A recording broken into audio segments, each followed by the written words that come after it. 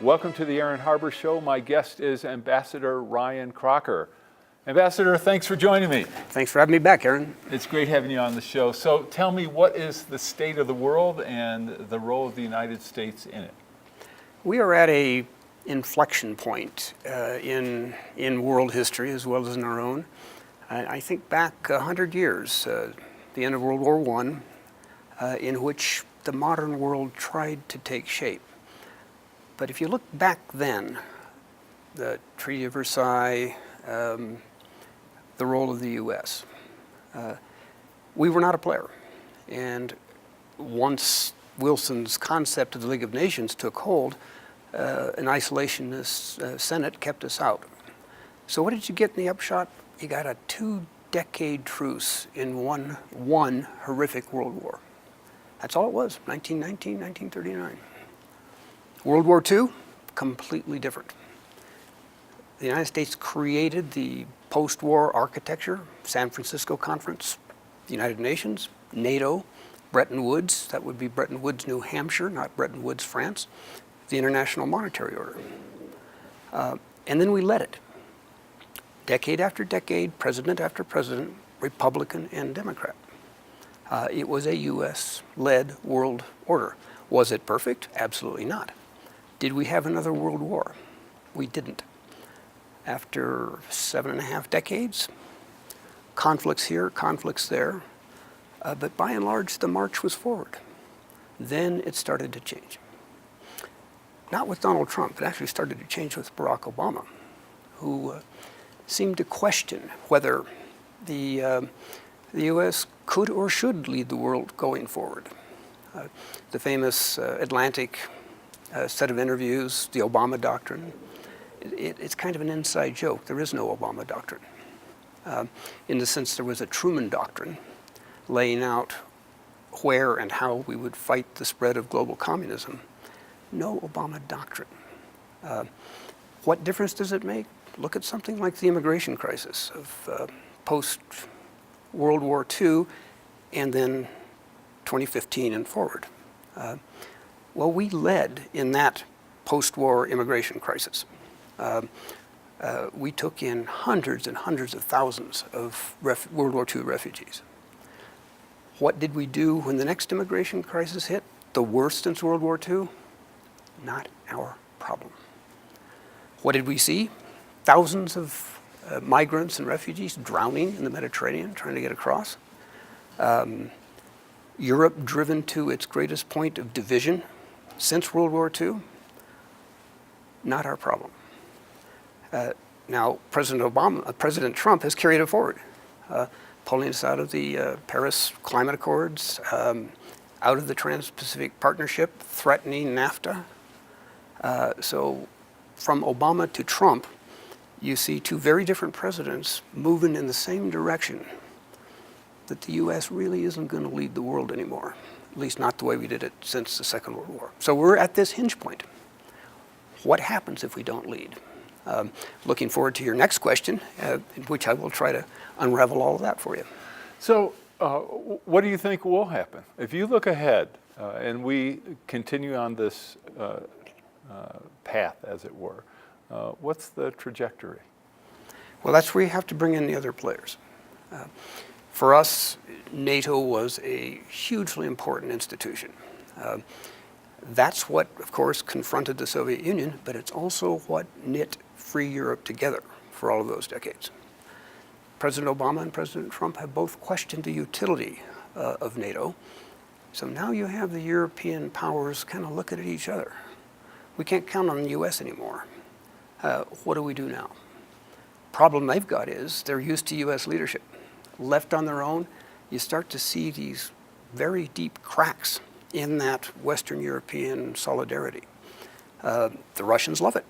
They play on it. They try to exacerbate it. And that is what they are doing right now. So allies confused and worried, adversaries like Russia and China moving out smartly to take advantage of it. China, the Belt and Road Initiative, that is a global initiative. It spreads across the whole world in a way China's never done before. They feel they can move now because they don't see us pushing back anywhere. So between Putin and Xi, they're ready for a new world order that doesn't include us. And I don't think it's going to be pretty.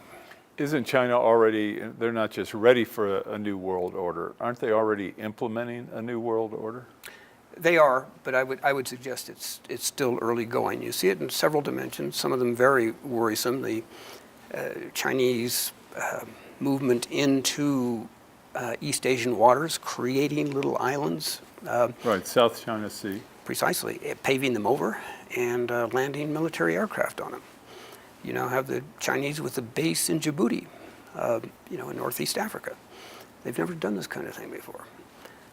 So we're going to see this kind of, if you will, forced projection on an increasing scale from a very confident President Xi and the Chinese Communist Party behind him.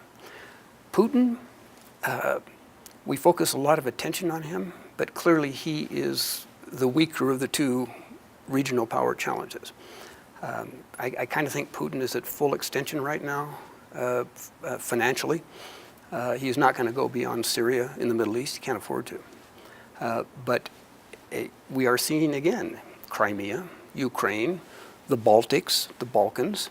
They're all getting really worried about this new Russia that Putin's leading, and very unsure whether they can count on us to back them up if something really goes bad. So lots of concerns, a lot of questions, lots of movement out on different fronts, but almost all of it with very little input from us. So what's this administration doing as far as the competency and the level of activity of the U.S. Department of State? Well, yeah, it's a great question. That was my home for 3.5 decades. Well, there is good news. The good news is that Rex Tillerson is no longer Secretary of State. He did more damage to the State Department generally and the Foreign Service in particular than any previous Secretary of State in our history. And how did he do that? What damage did he do? What he did was he cut back sharply on the intake of junior officers. He launched a policy review, which he never did complete, that led to a lot of senior officers saying, I'm not going to stick around for this. They resigned or retired, and then mid-grade officers started jumping ship too. Why is this important? Well, just take a look at the military imperatives of the United States. We are still doing that. To do that, Iraq, Afghanistan, you got to have overflight clearances, you got to have basing agreements, servicing agreements. DOD does not negotiate those agreements. The State Department does. I mean, I spent 2 solid months after 9/11 working a set of agreements in the Gulf primarily that are in play to this day. We could not have carried out the Afghan campaign without them. So you dramatically reduce your number of experienced and trained Foreign Service officers, language ability and so forth. Those agreements are going to get really hard to negotiate. It's going to affect everything we do globally. And the first person who would tell you that would be Jim Mattis, Secretary of Defense. A point also that Bob Gates, his predecessor, got. DOD counts on state. You weaken state, you weaken our overall security posture in the world. Not a good thing. All right, we're going to take a quick break. We will be back with Ambassador Crocker in just a moment. For information on how to help promote civil and mutually respectful discourse and support expansion of the distribution of our programs, please email info@harbertv.com. I'm Aaron Harber, host of The Aaron Harber Show. You can follow the show on Twitter for instant notification of new episodes, live event invitations, outtakes, and behind-the-scene photos. And tweet us your topic and guest suggestions today. The Rexall Broadcaster of the Year Award recognizes an individual who, through leadership, skill, and dedication, is advancing the broadcast industry in our state and our nation. Tonight, we honor Aaron Harber. Aaron has worked extensively in the media as a host, producer, political and economic commentator, and columnist. Today, the Aaron Harber Show is the focus of his media involvement. Aaron, it is a privilege to present you with the Rex Howe Broadcaster of the Year Award. Congratulations.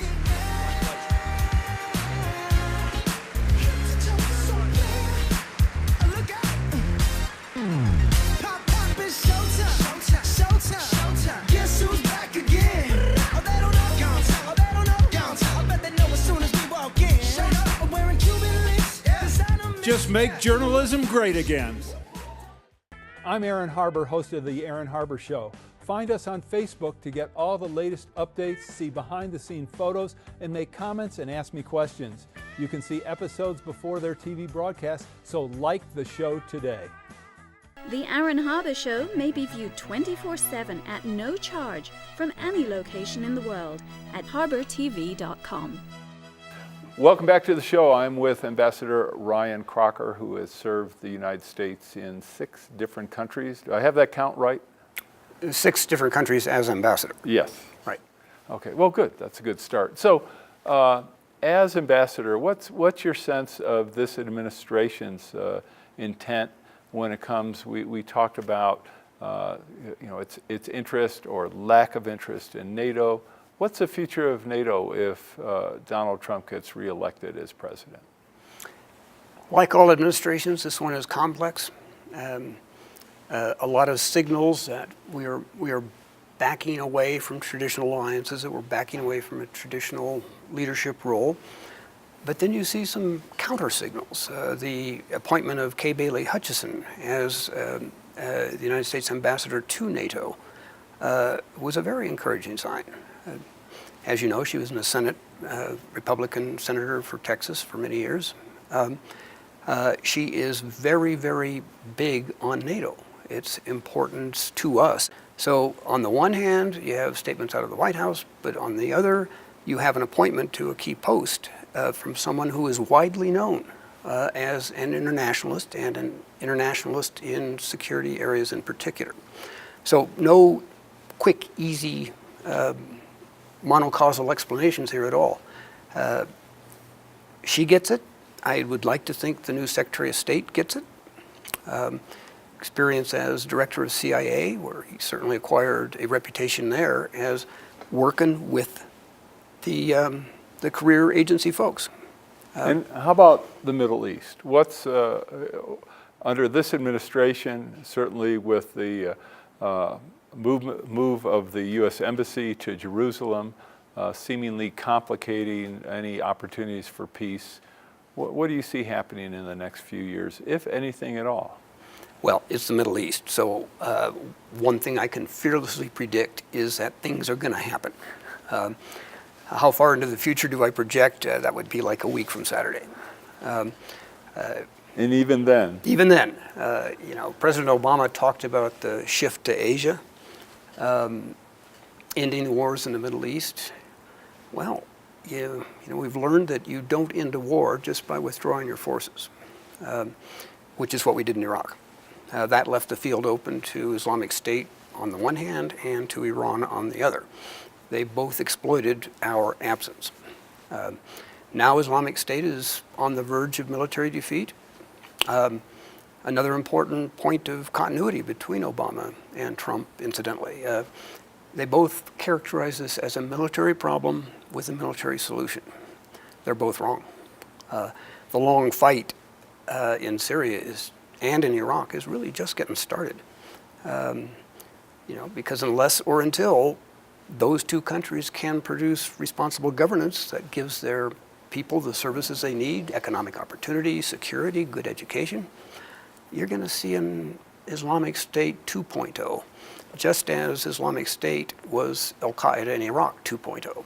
So unless you get at these underlying causes, there's just going to be another big fight out there, again, with or without U.S. leadership.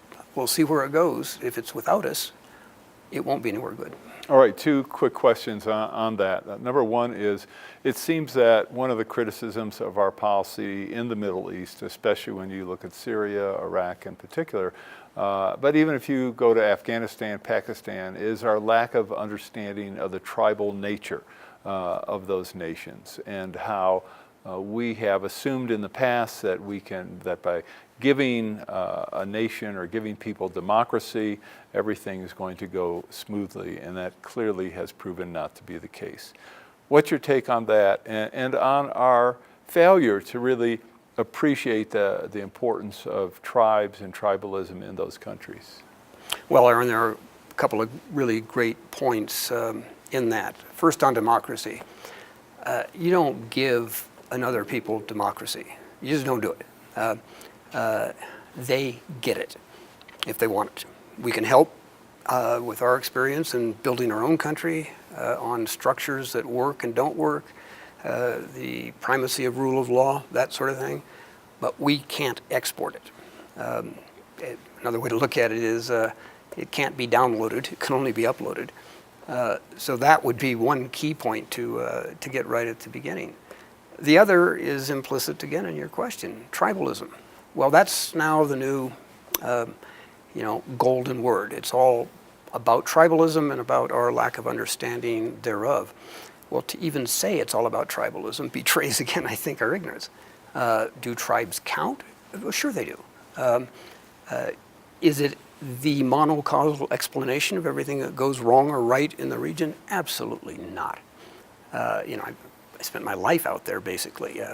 Yes, tribes are important, but their role is often highly complex and maybe a lot less relevant than we think it is. So what do we need to do?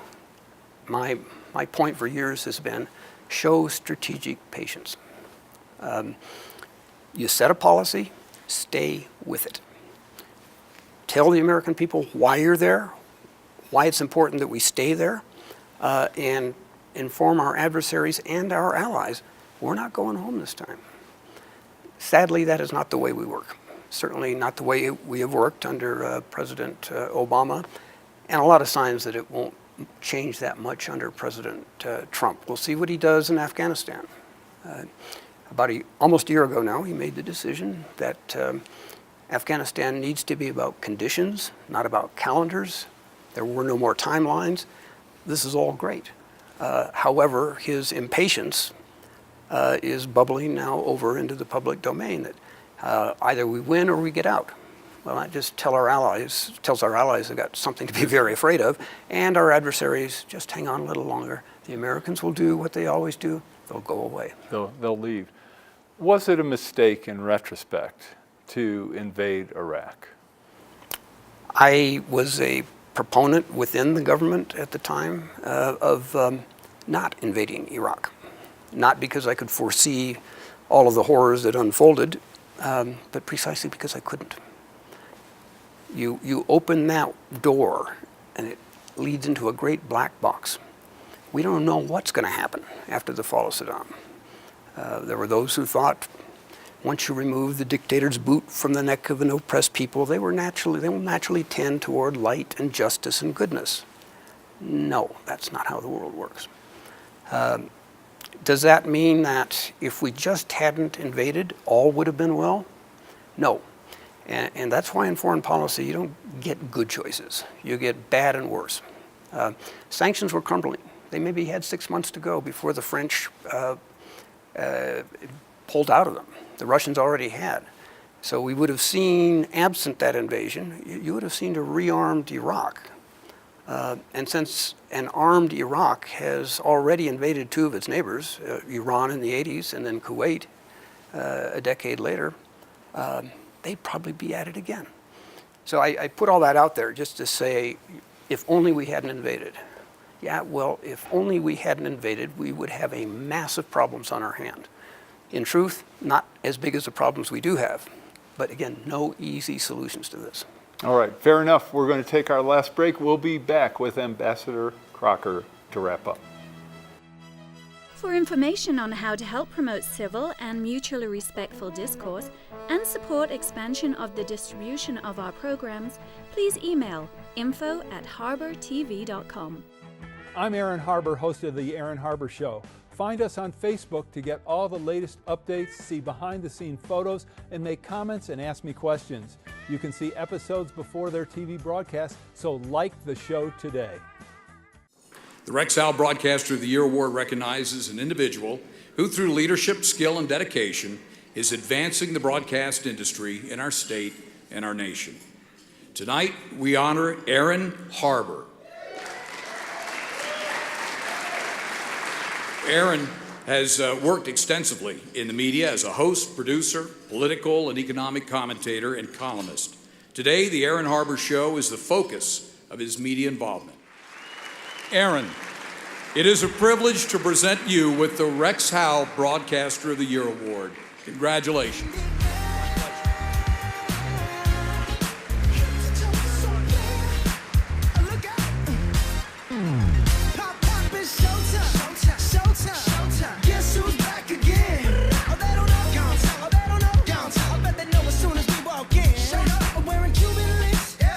Just make journalism great again. I'm Aaron Harber, host of the Aaron Harber Show. You can follow the show on Twitter for instant notification of new episodes, live event invitations, outtakes, and behind-the-scene photos. And tweet us your topic and guest suggestions today. I'm Aaron Harber, host of the Aaron Harber Show. I very much would like to hear from you about the program, so please send me an email with your thoughts. You can suggest what topics I should cover, what guests I should invite to be on the show, or even what specific questions you would like me to ask. This is your program, so send your suggestions to aaron@harbortv.com. I promise to personally read every one, so email me today. And most of all, thanks for watching. Join me and watch the Aaron Harber Show. Watch the Aaron Harber Show. Watch the Aaron Harber Show. Watch the Aaron Harber Show. Watch the Aaron Harber Show. I'm Reverend Jesse Jackson. Watch the Aaron Harber Show and keep hope alive. The Aaron Harber Show may be viewed 24/7 at no charge from any location in the world at harbortv.com. Welcome back to the show. This is our final segment with Ambassador Ryan Crocker. Ryan, so what's your current assessment of the future of Afghanistan? We have been there longer in battle than any other war in the history of the United States. What's the future, though, of the nation itself, in your opinion? Aaron, to a large extent, it depends on us. Are we going to continue to play the role we have? Are we going to continue the policy announced by President Trump that this is about conditions and not by calendars? Or are we going to go home? To me, it's pretty simple. 9/11 came to us out of Afghanistan. It came to us from a country governed by the Taliban that gave shelter to Al-Qaeda and the leisure to plan the attacks of 9/11. Now, we've seen this movie. Do we really need to see it again? Because frankly, if we pull out and NATO will come with us, you're effectively going to be handing the country back to those same two entities, the Taliban and Al-Qaeda. And guess what? In the intervening 17 years, they have not become nicer and more gentle. We have killed all the slow and stupid ones. They are determined to get back what they lost and carry that fight forward. They advertise it. So for this president or any president to say, our work here is done, good luck, guys, we're gone. That was the mistake George H.W. Bush made back in 1990. He did not make many foreign policy mistakes. He made that one. Do we really want to repeat it? So, looking at Afghanistan and the reality that, do you think any political solution is going to have to include the Taliban? I think that ultimately there has to be a political solution. We haven't had military solutions since World War II. We're never going to have another purely military solution because it's a big, messy, political, military world. So there's going to have to be a political settlement at some stage. This is not that stage. The Taliban feel they're on a roll. They are on a roll. So if they come to the table and we meet them there, the precedent I would refer back to, the Paris peace talks over Vietnam. Nixon and Kissinger knew game over. They win, we lose.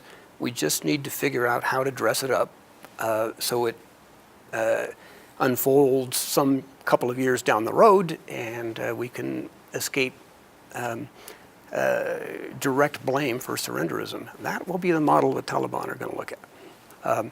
And since we are not, with the government of Afghanistan, exactly controlling the high ground right now, if we do go into negotiations like that, you can expect the same outcome. In effect, and possibly over a period of several years, handing the country back to those who ruled before 9/11. So how do we find a different path? This is the American desire. This isn't working, let's try something else. What I would suggest is that you stay the course. Strategic patience. This is going to take a long time. Our national security equities are at stake here. It is really important that we steer this to a better place. We're going to stick with it. So don't look for a different paradigm. Make the paradigm you're working with work. And here again, NATO. NATO has about 5,000 troops in Afghanistan. They like the mission. They'll stay with us as long as we stay there. We are not without allies. The Afghan army has hung in spite of horrific casualties. That can be built on. But it's not the time for a new policy. It's time for a commitment to a policy over the long term that can actually work. But it's not working today to the point where we should even think about coming to the table. We need to show that patience. We need to set conditions that will make the balance in negotiations more favorable to us than it is now. But it takes time and it takes patience. What would happen if, let's say, the Taliban took over control of Afghanistan? What would that mean?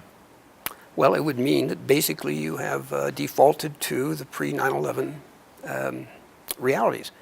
That's what the Taliban was doing on the 11th of September, 2001. They were running the country. And that's why I say we've seen the movie. Do we really want to say, guys, have at it? Goodbye and good luck. They are going to be right back in the business they were. They gave up Afghanistan, the Taliban, rather than giving up Al-Qaeda. They could have done that. We gave them the choice. They chose to stick with their strategic ally and lose the country. That gives me a sense of how determined they are, and also, sadly, a sense of what they will do if they get the country back.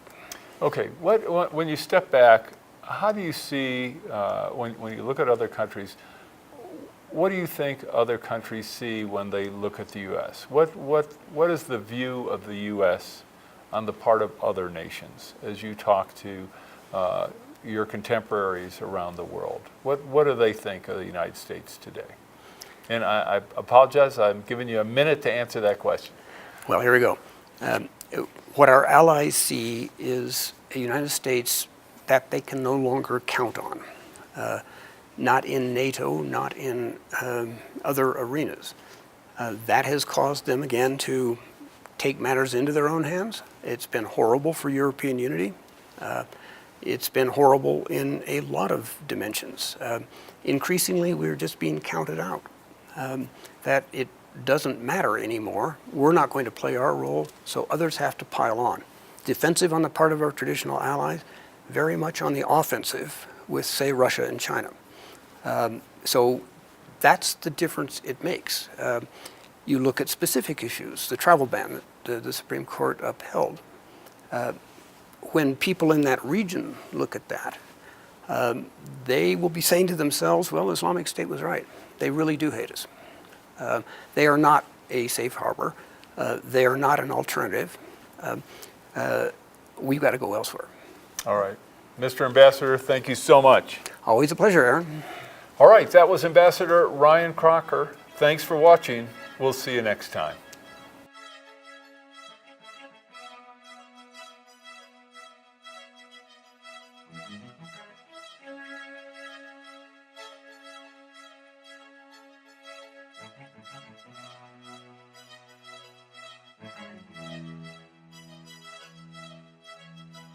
Please contact us. We want to hear from you. And thanks for watching.